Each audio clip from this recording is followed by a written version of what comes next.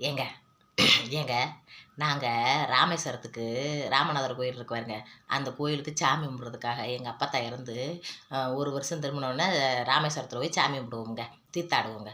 அதுக்காக எங்கள் சாதி சனம் கொடை உடச்சவங்க எல்லாரும் ஏறி ஏறி ஏறின்னு வண்டியை பிடிச்சி ஒரு ஒரு குண்டு ஒரு அண்டா நிறையா புளியோதரை கட்டிக்கிட்டு வண்டியில் ஏறி போய்கிட்டு இருந்தோம்ங்க.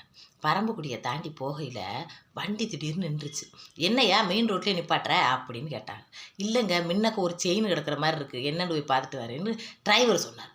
டிரைவர் சொன்ன அந்த நிமிஷத்துலேயே ஒருத்தன் ஜன்னல், அதாவது வேனுக்கு ஜன்னல்லேருந்து ஒருத்தன் குதித்து இறங்கிட்டேன், ஒருத்தன் படியிலேருந்து இறங்கிட்டேன். டிரைவர் இறங்க முன்னே எங்கள் சாதி சனத்தில் 4 பேர் இறங்கி ஓடிட்டாங்க பார்த்துக்குங்க.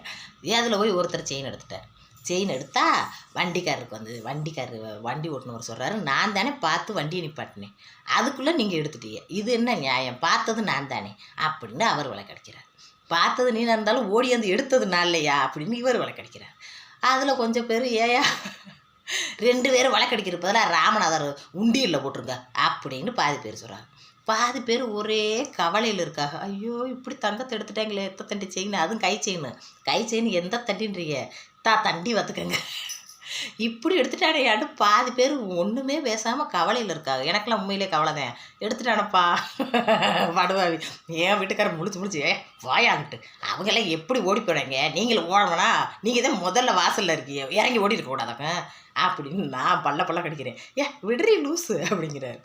கடைசியில் இங்கேயே தகராறு நடந்துக்கிட்டு இருக்கு, இவன் என்ன நான் எடுக்கலன்னு வயிறாவர். அப்படியே தகராறு ஆகிப்போச்சு வந்துங்க. வண்டி இப்போ எடுங்க, நேராக கொண்டு போய் முதல்ல இது தங்கமாக கவரிங்கன்னு தெரிஞ்சுக்கிடுவோம், அதுக்குள்ளே எதுக்கு சண்டை வர்றியா அப்படின்னு எங்கள் ஆத்தா சொல்லிச்சு. எங்கள் அப்பா தாத்தா சரி எடுங்க வண்டி என்று எடுத்துட்டாங்க. வண்டி எடுத்து நேராக ஒரு நகை கடைக்கு போனோம். நகை கடைக்கு போய் இதை கொடுத்து பஞ்சாயத்தை முடிச்சு வைங்கன்னு கொடுத்தவங்க. அவர் கிருகிருன்னு தேய்ச்சாரு. எல்லாருக்கும் என்ன நினப்போம் இல்லையோ, அது கவரிங்காக இருக்கணுமையோ அப்படின்னே ஏன் மனசு நினச்சிச்சு பார்த்துக்கங்க. ஏன்னு கேளுங்க, அத்தை செயின் எடுத்தால் 5 வகை இருக்குமே, அத்தாடி அது கவரிங்காக இருக்குன்னு நான் ஜாமியை கூப்பிட்டு இருந்தேன். சத்தியமா இதே உண்மை. அவர் தேய்ச்சி இப்படி பார்த்துட்டு சீக்கிரம் சொல்லி தொலையா தங்கமாக கவரிங்கன்னு 6 அதிகமாகி முத்தி போய் 50 பேர் பார்த்தோமுங்க. அவர் தேய்ச்சிட்டு இல்லைங்க இது கவரிங்கிட்டார். மனசில் பால வார்த்தையா அப்படி சிரிச்சு அப்படி ஒரு சிரிப்பு 50 பேத்துக்க. அதில் வண்டி டிரைவர் ஏயா இப்படி ஒரு தங்கம் கிடக்குன்னு சொல்லக்கூடாது வரைக்கையா, சொன்னோன்னே எகிரி பிடிச்சி ஓடிட்டீங்களேயா, சொல்லாமல் கொள்ளாமல் எடுக்கணும் பிறகு அப்படின்னு சொல்லி சிரிச்சுக்கிட்டே வந்தவங்க வர்றது கூட. உங்களுக்கு கதை நல்லா இருக்கா?